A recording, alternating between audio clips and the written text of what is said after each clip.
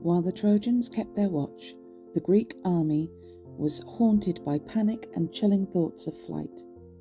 All their leaders were overwhelmed with inconsolable grief at their losses. As the north and west winds suddenly descend from Thrace to whip up the teeming sea, white horses cap the darkening rollers, and seaweed piles up all along the beach, so Greek morale was shattered. Agamemnon, wandering about in complete despair, told his clear-voiced heralds to summon every man by name to an assembly, but not to call out loud and alert the Trojans.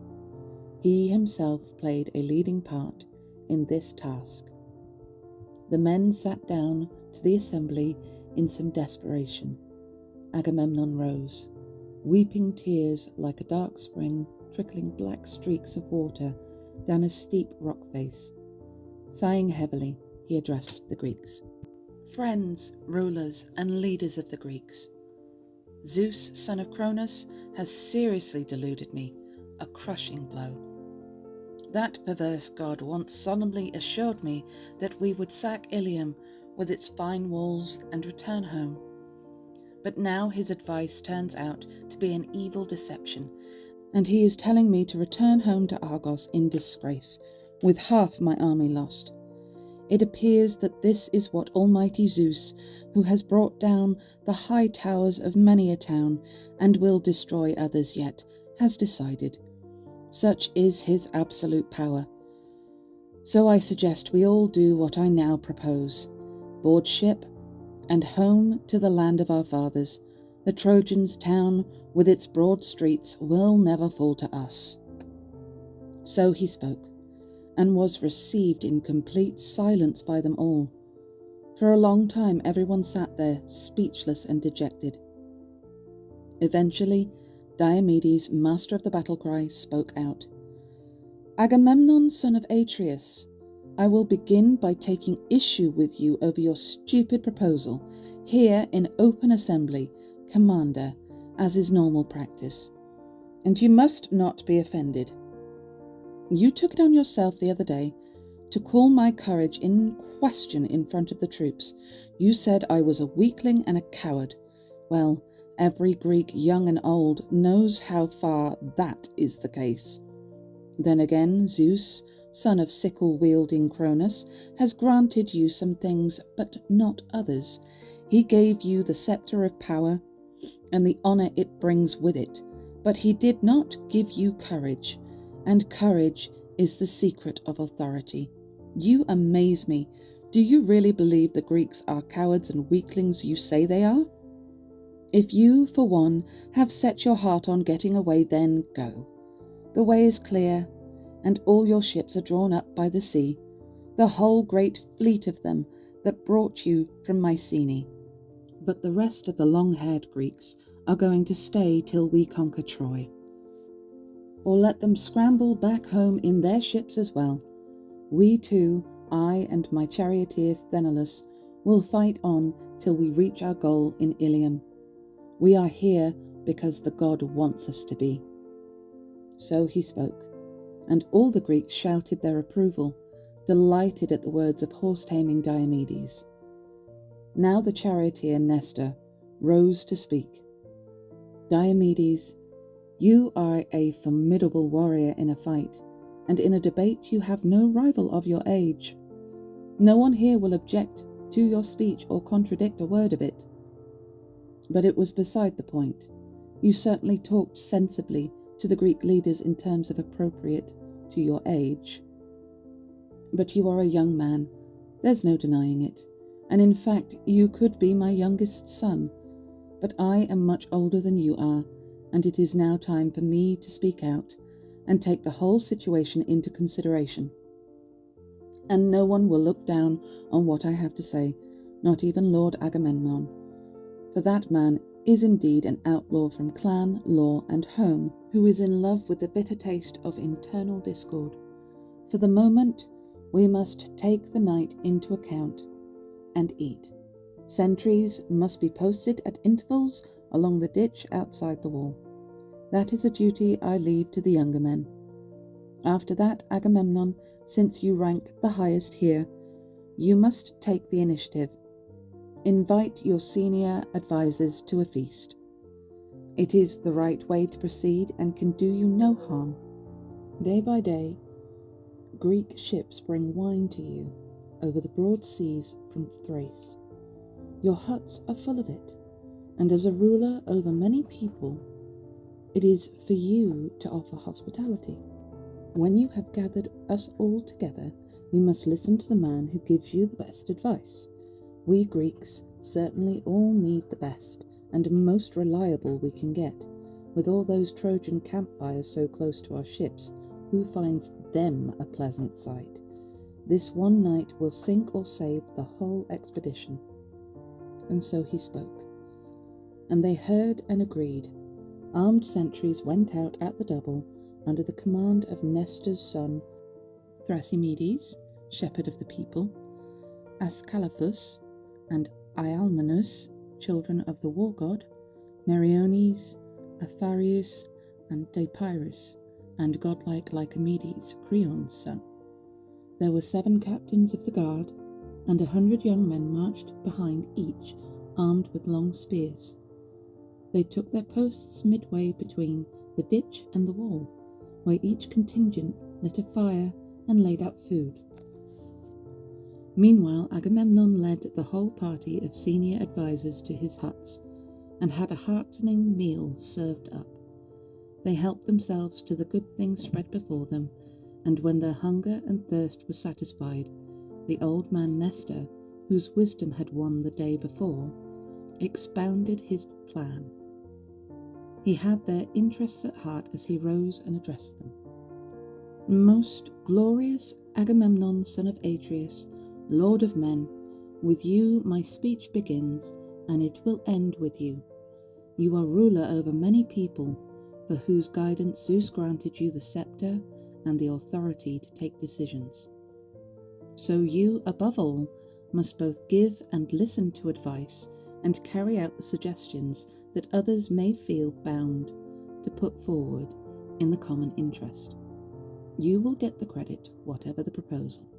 Now, I will tell you how things seem to me, because no one will come up with a better analysis than mine. I formed it at the time and have not altered it since that moment. Olympian-born Agamemnon, you infuriated Achilles by going to take the young girl Briseis from his hut. We were all against it, and I, for one, did my best to dissuade you. But your arrogant temper got the better of you, and you dishonoured a man of the highest distinction, whom the gods themselves respected, by taking and keeping his prize. Even at this late hour, then, we should consider how to talk him round and appease him with soothing gifts and winning words. Agamemnon, Lord of Men, replied, Venerable sir, your account of my blind folly is the truth. Deluded I was, I for one cannot deny it. The man Zeus takes to his heart and honours, as he now does that man to the point of crushing the Greeks, is worth a whole army. But since I gave in to a lamentable impulse and committed this act of blind folly, I am willing to make amends and give him limitless compensation. Before you all I list the prestigious gifts I have in mind. 7 tripods untarnished by the flames, 10 talents of gold, 20 cauldrons of gleaming copper, and 12 powerful racehorses, whose speed has made winners of them. Why, with nothing more than the prizes they have won for me, a man would not be badly off or short of precious gold. I will give him 7 women skilled in arts and crafts, women of exceptional beauty, that I chose out of the spoils when he captured thriving Lesbos. I will give him these, and with them the woman I took from him, the daughter of Briseis. Moreover, I shall give him my solemn oath that I have never been in her bed and slept with her as men and women do. All these gifts shall be put into his hands at once. Later, if the gods permit us to sack Priam's great town, let him come in with us when we are sharing out spoils, load his ship with gold and bronze to his heart's content, and pick out 20 Trojan women for himself, the loveliest he can find, after Greek Helen. And if in due course we get back to Argos, the most fertile of all lands, he can become my son-in-law, and I will honour him as I do Orestes, my beloved son, who is being brought up there in the lap of luxury. I have 3 daughters in my strong palace, Chrysothemis, Laodice, and Iphianassa. Of these he shall choose for his own whichever he likes best, and take her back to Peleus' house without the usual bride gifts. Indeed, I will give him gifts, generous ones, more than anyone has ever given with his daughter. Not only that, but I will give him 7 prosperous towns, Cardamyle, Enope, and grassy Here, holy Pheræ and Anthe, with its deep meadows, beautiful Epia, and Pedasus, rich in vines. They are all near the sea, in the farthest part of sandy Pylos. Their people are rich in flocks and cattle. They will honour him with their gifts as though he were a god, and being under his authority, give him rich dues. All this I will do for him the moment he abandons his anger. Let him surrender. We all know it is because Hades is so implacable and unyielding that he is more hated by mortals than any other god. Yes, let him submit to me, since I rank higher than he does and am older as well. Nestor the Gerenian charioteer replied, Most glorious Agamemnon, son of Atreus, lord of men. Nobody could say your offer to Lord Achilles was not generous. Very well then. We must now send an urgent deputation to Achilles' hut. I will nominate the men myself. They must not refuse the duty. First of all, Phoenix, dear to the gods, must lead the way, then great Ajax and godlike Odysseus. Of the heralds, Odysseus and Eurybates are the men to go with them. Now fetch water for our hands and call for silence, so that we can pray to Zeus, son of Cronus, and ask him to have pity on us. So he spoke, and everything he said met with their approval. Heralds at once poured water over their hands, and the young men filled the mixing bowls to the brim with wine and went round the whole company, pouring some into each cup for a libation to the god. When they had poured their libations and drunk as much as they wished, the envoys set out from Agamemnon's hut. Glancing from one man to another, but with an especial eye for Odysseus, Nestor gave them full instructions to do their utmost to win over matchless Achilles. They walked together along the shore of the sounding sea, with many a prayer to the earth-shaker Poseidon, who encircles the world, that it might be easy to win over Achilles' proud heart. When they came to the Myrmidons' huts and ships, they found him entertaining himself on a tuneful lyre, a beautifully ornate instrument, with a silver crossbar, which he had taken from the spoils when he destroyed Eetion's town. With this he was entertaining himself, singing of the famous deeds of heroes. He was alone but for Patroclus, who was sitting opposite him in silence, waiting for him to stop singing. The envoys drew near, godlike Odysseus leading, and halted in front of him. Achilles was amazed, sprang to his feet, still holding his lyre, and came forward from the chair where he had been sitting. Patroclus too got up when he saw the men. Extending his hand, swift-footed Achilles said, Welcome to my dear friends. Something urgent have brought you here, you who are dearest of all the Greeks to me, however angry I am with them. With these words, godlike Achilles led them into his hut and seated them on chairs with purple coverings. Then he turned quickly to Patroclus, who was standing nearby, and said, Bring out a bigger bowl, Patroclus, mix less water with the wine, and give every man a cup. Here are my dearest friends under my own roof. So he spoke, and Patroclus did as his companion asked. He put down a hefty chopping block in the firelight, and laid on it the backs of a sheep and a plump goat, and the lower back of a great hog rich in fat. Automedon held these for him while Achilles jointed them and then carved up the joints and spitted the slices. Meanwhile Patroclus stoked up the fire. When it had been burnt down and the flames had died away, he spread out the embers and laid the spits above them, resting them on the supports after he had sprinkled the meat with salt. When he had roasted it and heaped it up on platters, Patroclus fetched some bread and set it out on the table in handsome baskets, and Achilles divided the meat into portions. This done, Achilles took a chair by the wall opposite godlike Odysseus and told his companion Patroclus to sacrifice to the gods. Patroclus threw the ritual pieces on the fire, and they all helped themselves to the good things spread before them.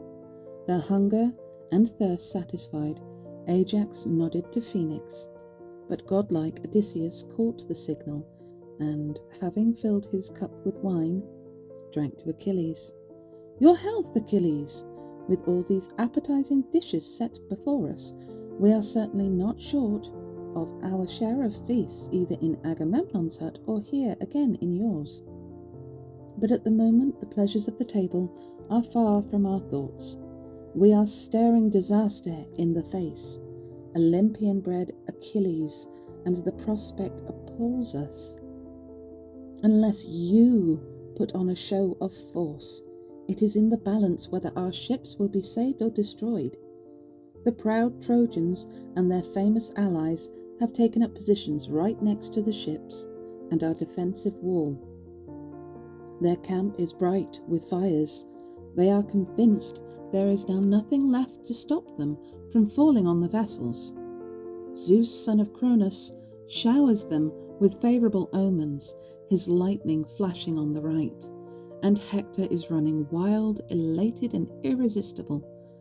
He puts complete trust in Zeus and respects neither man nor God in the mad dog frenzy that possesses him. His one prayer is for the goddess Dawn to break at once, when he is promising to hack the peaks from the sterns of our ships as trophies, see the ships devoured by fire, smoke us out, and slaughter us by the hulls. My big fear is the gods will let him carry out his threats, that it may be our destiny to perish here in Troy, far from Greece, where the horses graze. Up with you then, if even at this late hour you want to come and rescue the exhausted troops from the Trojans' fury. You, for one, will regret it later when disaster has finally struck. Since there will be no way of finding a remedy, give some thought, before that stage is reached, to saving the Greeks from catastrophe. My old friend, when your father Peleus sent you from Phthia to join Agamemnon, he gave you this advice: my son, Athene and Hera, if that is their will, are going to give you the strength. What you must do is keep a firm grip on that proud spirit of yours. Fellow feeling is better. Avoid destructive quarrels, and Greeks young and old will look up to you all the more. That's what the old man's advice, which you have forgotten, was. But late as it is, yield now. Give up this heart-rending anger. Agamemnon is ready to make you ample compensation the moment you relent. And if you will listen, I will enumerate the gifts he promised in his hut. 7 tripods untarnished by the flames, 10 talents of gold, 20 cauldrons of gleaming copper, and 12 powerful racehorses whose speed has made winners of them. With nothing more than the prizes they have won, a man would not be badly off or short of precious gold. He will give you 7 women skilled in arts and crafts, women of exceptional beauty, that he chose out of the spoils when you captured thriving Lesbos. He will give you these, and with them the woman he took from you, the daughter of Briseis. Moreover, he will give you a solemn oath. He has never been in her bed and slept with her, my lord, as men and women do. All these gifts shall be put in your hands at once. Later, If the gods permit us to sack Priam's great town, you can go in with them when they are sharing out the spoils, load your ship with gold and bronze to your heart's content, and pick out 20 Trojan women for yourself, the loveliest you can find after Greek Helen. And if in due course we get back to Argos, the most fertile of all lands, you can become his son-in-law, and he will honour you as he does Orestes, his beloved son, who is being brought up there in the lap of luxury. He has 3 daughters in his strong palace, Chrysothemis, Laodice, and Iphianassa. Of these you can choose your own, whichever you like best, and take her back to Peleus' house without the usual bride gifts. Indeed, he will give you gifts, generous ones, more than anyone has ever given with his daughter. Not only that, but he will give you 7 prosperous towns, Cardamyle, Inope, and Grassy Hire, Holy Pheræ, and Anthea, with its deep meadows, beautiful Aepia, and Pedasus, rich in vines. They are all near the sea in the farthest part of sandy Pylos. Their people are rich in flocks and cattle. They will honour you with their gifts as though you were a god, and being under your authority, give you rich dues. All this he will do for you the moment you abandon your anger. But if your loathing of Agamemnon, gifts and all, outweighs every other consideration, at least take pity on the Greeks in their camp. They are ready to drop, and will honour you like a god. Indeed, you would cover yourself in glory in their eyes, since now you could even kill Hector himself. He reckons he has no equal among all the Greeks whom the ships brought here, and he may even come within range of you, in the grip of his destructive madness.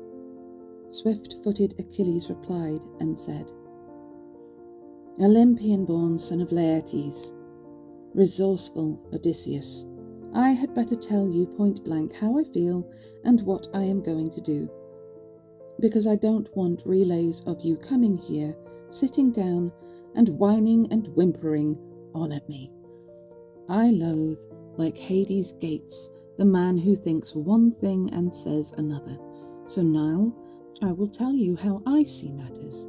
I don't think Agamemnon, son of Atreus, or the rest of the Greeks will win me over, since all along men have been given no reward for battling relentlessly with the enemy day in, day out. The man who stays put gets the same share as the man who fights his best. Cowards and brave men are given equal respect. The same death awaits the man who does much and the man who does nothing. All I have suffered by constantly risking my life in battle has left me no better off than anyone else. As a bird brings every morsel she finds to her unfledged chicks, however hard it goes with her, so I have spent many a sleepless night and fought through many a bloody day, battling with men for the sake of women. Look, I have captured 12 towns by sea and 11 by land across fertile Troy. From each of them I won a magnificent haul of treasure, the whole of which I brought back every time and gave to Agamemnon, to the son of Atreus, who had stayed put by the ships, and I'd hand it all over, and he'd take it and dole it out in little bits here and there, and keep the lion's share for himself. Our leading men still have the prizes he gave them, safe and sound in their possession. I am the only one he has robbed, the only one. And he has taken the wife I love, too. Well, he can have her, to his heart's content. Why do the Greeks have to fight the Trojans? Well, why did the son of Atreus raise an army and bring it here? Was it not for lovely-haired Helen?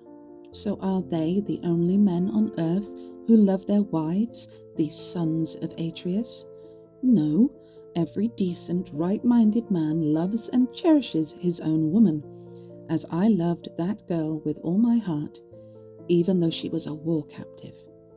But now he has snatched my prize from my arms and cheated me. Don't let him try his tricks on me again. I know him too well. He won't win me over. No, Odysseus, he'd better work out with you and the rest of the leadership how to save the ships from going up in flames. After all, he's already done miracles without me. Look, he's built a wall and dug a ditch along it. A fine, broad ditch, complete with stakes.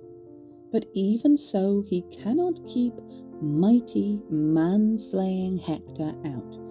Why, in the days when I took the field with the Greeks, nothing would have induced Hector to start a fight any distance at all from the town's walls. He'd come no farther than the Scaean gate and the oak tree, though once he did wait for me there on my own and only just escaped with his life. But as it is, I now have no desire to fight godlike Hector, so tomorrow I am going to sacrifice to Zeus and all the other gods, then load and launch my ships. First thing in the morning, if you want to and are interested, you will see my ships crossing the teeming Hellespont and my men straining at the oar. And in 3 days, given a good crossing by Poseidon, I will be home in fertile Phthia. I have great wealth there, which I left behind when, to my cost, I came here, and now I will enrich it further by what I bring back, the gold, the red copper, the well-girdled women, and the grey iron that fell to me as my ordinary share of booty, for what it is worth. But the prize he gave me, he humiliatingly withdrew. That's what Lord Agamemnon did to me, that son of Atreus. Tell him all I say, and tell him in public. Then the rest of the army can make their feelings clear when he tries to cheat any other Greek. He is utterly shameless, but still the dog cannot even bring himself to look me in the eye. He'll get no advice or action from me. He has cheated me and played me false. He won't take me in again. Once is enough. He can go to hell in his own good time. Zeus, wise in counsel, has removed his brains. I hate his gifts and value him at one splinter. Not if he gave me 10 or 20 times as much as he possesses or could raise elsewhere, or all the revenues of Orchomenus or Thebes, Egyptian Thebes, where the houses are stuffed with treasure, and through every one of 100 gates 200 warriors ride out with their chariots and horses. Not if he gave me gifts numerous as grains of sand or specks of dust would Agamemnon ever win me over, until he has paid back the whole heart-rending insult. I'm marrying no daughter of Agamemnon, son of Atreus. She could be as lovely as golden Aphrodite and as skillful as grey-eyed Athene. I still would not marry her. He can choose some other Greek for her, someone on his own exalted plane, more elevated than me. If the gods allow me to get safely home, my father Peleus will, I am sure, find me a wife. Up and down Hellas and Phthia, there are plenty of Greek girls, daughters of nobles who protect their towns. I have only to choose the one I want and make her my own. There were often times at home when my heart's one desire was to make some well-matched girl my lawful wife, and enjoy the fortune my old father Peleus had made. For nothing, as I now see it, equals the value of life, not the wealth they say prosperous Iliad possessed in earlier days, when there was peace, before the coming of the Greeks, nor all the treasure piled up behind the stone threshold of Phoebus Apollo in rocky Delphi. Cattle and fat sheep can be lifted, tripods and chestnut horses can be procured, but you cannot lift or procure a man's life when once the breath has left his lips. My divine mother, silver-footed Thetis, says that destiny has left 2 courses open to me on my journey to the grave. If I stay here and fight it out round Ilium, there is no homecoming for me, but there will be eternal glory instead. If I go back to the land of my fathers, my heroic glory will be forfeit. But my life will be long, and I shall be spared an early death. And another thing, I would encourage all the rest of you to sail home too. You are never going to reach your goal in the steep streets of Ilium. Far thundering Zeus has stretched out a protecting hand over that town, and its people have taken heart. So leave me now, and report my message to the Greek leaders freely, as is the privilege of advisers. Then they can think up some better way of saving the ships and all their troops beside them. Since this plan, which they thought up as a result of my implacable anger, will not work.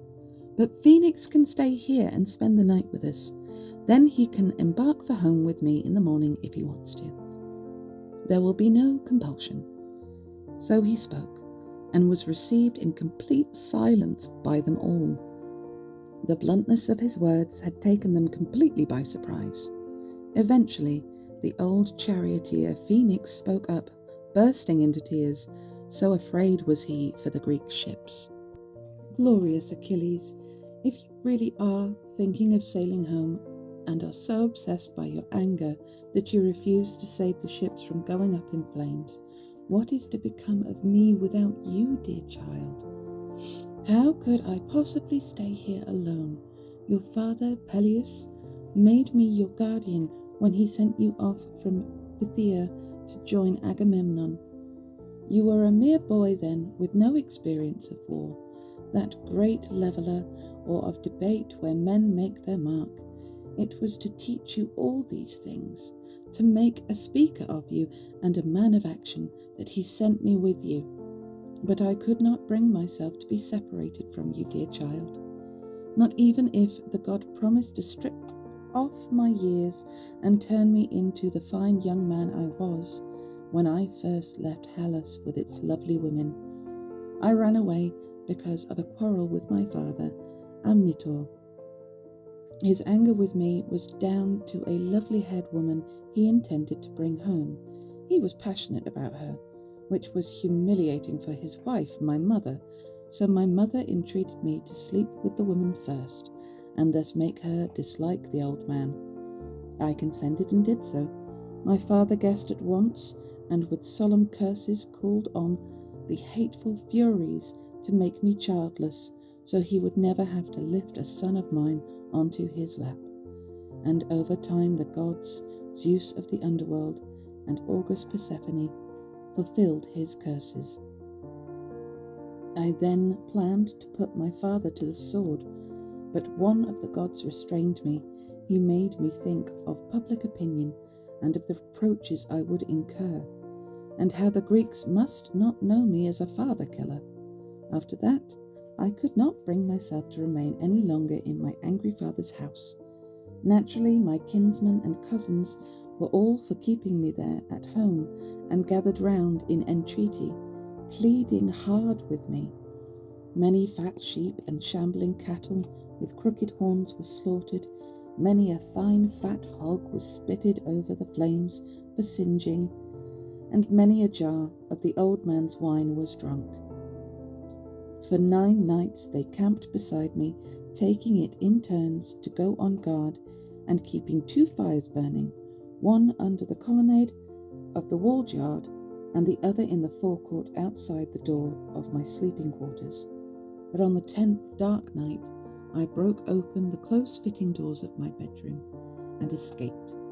I easily cleared the courtyard wall, and not one of the men or waiting women on guard saw me.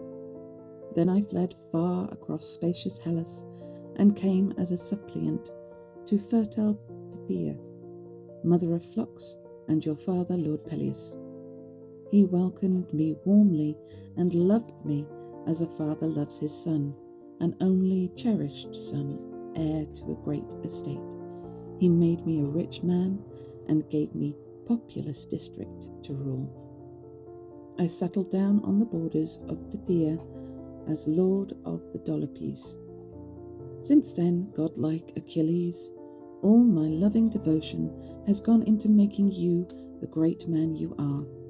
You would refuse to go out to a feast or touch your food at home unless I was there. I always had to take you on my knees and feed you, cutting up your meat for you, holding the wine to your lips. You would often soak the front of my tunic, dribbling wine all down it, just like a baby. Yes, I went through a great deal for you, and worked myself to the bone, aware that the gods were not going to send me a son of my own. So I tried to make you my son, godlike Achilles, so that you would save me someday from a miserable end. Master your tremendous pride, Achilles. You have no need to be so stubborn. Even the gods themselves, for all their greater majesty, honour and power, are capable of being swayed. When someone has gone too far and done wrong, they supplicate gods with sacrifice and soft prayers, libations and burnt offerings, to turn them from their anger. There are goddesses of supplication, Laiti, daughters of Almighty Zeus. These Laiti are wrinkled creatures, limping eyes askance, who make it their business to pursue delusion. But delusion is strong and sure-footed because she is quick enough to leave them all behind. Roaming the world, delusion brings mankind to grief. But the Laiti come after and put the trouble right. The man who respects these daughters of Zeus, when they approach him, is greatly blessed by them, and they listen to his prayers. But when a man hardens his heart and rebuffs them, they go and supplicate Zeus, asking that delusion accompany the man so that he comes to grief and pays the price. This applies to you, Achilles. You must give the daughters of Zeus that same respect that bends even great men to yield. If Agamemnon had not made you a generous offer with the promise of more to come, but had persisted in his vindictiveness, I would not be asking you to cast your anger to the winds and help the Greeks now, however great their need. But as it is, he is not only offering you a great deal now, but guaranteeing much more, as well as choosing the most distinguished men from the whole army to come and supplicate you, men who are your own dearest friends among the Greeks. Don't scorn their message or their mission here, though up until now, no one could have blamed you in the slightest for your anger. We all know the famous stories of the past when great heroes behaved like this and worked themselves up into a fury of rage, yet proved amenable to gifts and yielded to persuasion. I can remember a case myself from long ago. It's nothing new, but we're all friends here. I'll tell you the story. The Curetes were fighting the warlike Aetolians at the town of Calydon, and losses were heavy on both sides. The Aetolians were defending their lovely town of Calydon, and the Curetes doing all they could to sack it. The trouble had been started by the goddess of golden throne, Artemis. She had taken offence when Lord Oeneus of Calydon had failed to make her any harvest offering on the sacred hill in his estate. All the other gods enjoyed rich sacrifices. It was only this daughter of great Zeus whom he offered nothing. Perhaps he forgot her, perhaps he did not intend to do it. In either case, it was a seriously deluded act. In her rage, Artemis, who delights in arrows, launched at him a foaming wild boar with flashing tusks, which settled down to do much damage, ravaging Oeneus's orchards. It strewed the ground with the tall trees it brought tumbling down, rooting them up, fruit and all. But at last Oeneus's son, Meleager, killed it. He had to raise huntsmen and hounds from many towns to do this, since the beast was far too powerful to be dealt with by just a few. Even so, it still laid many of them on the sad funeral pyre. But then Artemis started the hue and cry of battle over the destination of the carcass. She set the Curetes and Aetolians at each other's throats over who should be awarded the prize of the beast's head and shaggy hide. In the war that ensued, as long as Meleager was in the battlefield, things went badly for the Curetes, who was unable to hold their ground outside Calydon's walls for all their numbers. But many a sensible man at times finds his heart swelling with rage, and this is what happened to Meleager now. He got into a fury with his mother Althea, withdrew from the fighting, and stayed at home with his wife, lovely Cleopatra. Cleopatra's mother was slim-ankled Marpessa, and her father was Idas. In his time, the strongest man on earth. Phoebus Apollo once snatched Marpessa away, and Idas took on Apollo with his bow to defend his wife's honour. When she had been seized by the archer god Apollo, Marpessa mourned as a kingfisher does its mate, and that is why later Marpessa and Idas had given Cleopatra the nickname Alcyone, kingfisher, because of her mother. Anyway, Meleager took to his bed with Cleopatra and nursed his heart-rending anger. This anger had been caused by his mother Althea's curses. Meleager had quarrelled with Althea's brother, his uncle, over who should get the prize from the boar hunt, and killed him. So his mother in her grief had begged the gods to kill her son Meleager, falling on her knees, deluging her lap with tears, and beating the bountiful earth with her fists as she called on Hades and August Persephone. And the fury that walks in the dark heard her from hell, and his heart was implacable. So before long there arose the noise and commotion of the Curetes at the town gates, battering the walls. And now the Aetolian elders supplicated Meleager to come out and fight. They sent him a deputation of the leading priests and promised him a great gift. They told him he could choose an estate of 50 acres for his own use, half vineland and half open ploughland, to be carved out of the richest part of the lovely Caledonian plain. Again and again the old charioteer Oeneus prayed to Meleager. He stood on the threshold of his lofty bedroom and shook the solid wooden doors, imploring his son. Again and again his sisters and his lady mother supplicated him too, though this only made him more obstinate. Again and again his comrades in arms tried, the dearest and most cherished friends he had. Even so, they could not win him over. But then the Curetes began scaling the walls and setting fire to the great town, and the missiles started hailing down on the bedroom itself. At that point, Meleager's well-girdled wife Cleopatra supplicated him in tears. She pictured all the miseries people suffer when their town is captured. They kill the men, fire levels the town, the enemy carry off the children and low-girdled women. A recital of these disasters touched his heart, and he came out and put on his gleaming armour. In this way, by yielding to his personal feelings, he saved the Aetolians from disaster. But the only result was that his friends gave him none of the many splendid gifts they had earlier offered. He saved them, but got nothing by it.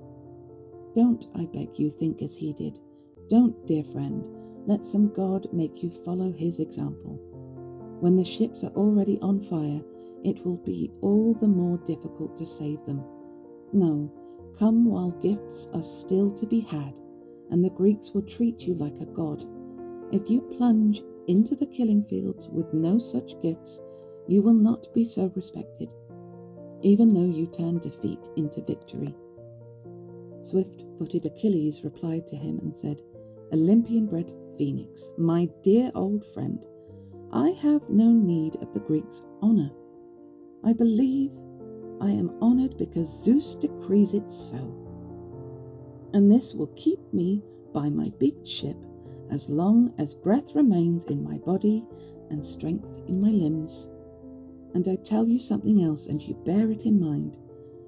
Don't undermine my resolution with a display of weeping and wailing to curry favour with Agamemnon. You must not side with him, or I, who side with you, may come to hate you. Injure the man who injures me. That's your duty. If you're with me, and if you are, then come back and rule my dominions equally with me, share all my privileges. These men will report back to the Greeks. Meanwhile, you stay here yourself. There is a soft bed for you to sleep on, and at daybreak we will decide whether to go home or not." He spoke, and quietly signalled to Patroclus with a movement of his eyebrows to make up the bed for Phoenix, so that the others might think of getting on their way as soon as possible. Ajax, godlike son of Telamon, now spoke his mind. "Olympian-born son of Laertes, resourceful Odysseus, let's go. It seems to me our mission is doomed to failure, this time at any rate. Bad as the news is, we must report it at once to the Greeks, who are no doubt sitting up waiting for us. Achilles has hardened his once noble heart and become quite unreasonable. No thought for the affection of us, his comrades, who held him in the highest regard in the whole camp. I'm so obstinate. After all, even in cases of murder, a man accepts a blood price for the death of a brother or a son. And the killer does not even have to leave his country if he compensates the next of kin, since that compensation holds the family's anger and injured feelings in check. But you, Achilles, the gods have worked you up into this implacable fury over a girl, one single girl. And here we are, offering you 7 of the very best, and a great deal more besides. Be gracious, respect your obligations as our host. We are under your roof, representing the whole Greek army, and we wish for nothing better than to remain your closest and dearest friends among all the Greeks." Swift-footed Achilles replied to him and said, "Olympian-born Ajax, son of Telamon, leader of men, I agree with pretty much everything you seem to be saying. But my heart swells with anger when I think of what happened and the disgraceful way in which Agamemnon treated me in public like some refugee who counted for nothing. Go now and make my decision public. I shall not contemplate bloodshed and warfare again until Hector reaches the huts and ships of my Myrmidons, killing Greeks as he comes, and destroys the ships by fire. However keen to attack he may be, Hector will, I think, be halted when he reaches my huts and black ship." So he spoke, and each of them took up a 2-handled cup, offered a libation, and made their way back along the line of ships with Odysseus at their head. Patroclus told his men and the waiting women to make up a comfortable bed for Phoenix as soon as possible. When the women made up the bed, as he had ordered, with fleeces, a rug, and fine linen sheets, the old man lay down and waited for the coming of divine dawn. Achilles himself slept in a corner of his well-built hut with a woman he had brought from Lesbos, fair-cheeked Diomede. Patroclus slept in the corner opposite. He too had a companion, fair-girdled Iphis, whom godlike Achilles had given him after capturing steep Skyros in Eus's town. The envoys reached Agamemnon's huts, and were no sooner inside than the Greek lords leapt to their feet, drank to them in welcome from every side with golden cups, and bombarded them with questions. Agamemnon, lord of men, was first to speak. "Tell me, celebrated Odysseus, great glory of the Greeks, will he save the ships from being burnt, or does he refuse? Is that proud spirit of his still in the grip of his anger?" All-daring, godlike Odysseus replied, "Most glorious Agamemnon, son of Atreus, Lord of men. The man has no intention of extinguishing his rage. In fact, he is angrier than ever. He rejects you and your gifts. He says you can find out for yourself among the Greeks how to save the ships and men. Meanwhile, he threatens to drag his own ships down to the sea at dawn. And he said he advised all the rest of us to sail home as well. You are never going to reach your goal in the steep streets of Ilium. Far thundering Zeus has stretched out a protecting hand over that town, and its people have taken heart. Those were his words. Of my fellow envoys, Ajax and the 2 heralds, both sensible men, are here to bear me out. But the old man Phoenix is sleeping there. Achilles pressed him to stay so that he could embark with him for home in the morning if he wished to, though he said there would be no compulsion. So he spoke, and was received in complete silence by them all. The bluntness of his words had taken them completely by surprise. For a long time they sat there, speechless and dejected. Eventually Diomedes, master of the battle cry, spoke out. Most glorious Agamemnon, son of Atreus, Lord of men, you should never have supplicated matchless Achilles and made him such a lavish offer. He is an arrogant man at the best of times, and now you have merely reinforced that arrogance. Well, we'll leave it to him whether he sails or stays. He'll fight again when his heart tells him to, and the god moves him. So I suggest we all do what I now propose. For the moment, go to bed. You have satisfied yourself with the food and wine that a man needs to keep up his strength and courage. When lovely rosy-fingered dawn appears, you, Agamemnon, must deploy your infantry and chariots in front of the ships. You must inspire them, and you must fight in the front line yourself. So he spoke, and the leaders all shouted their approval, delighted at the words of horse-taming Diomedes. They made their libations and retired to their several huts, where they lay down and took the gift of sleep.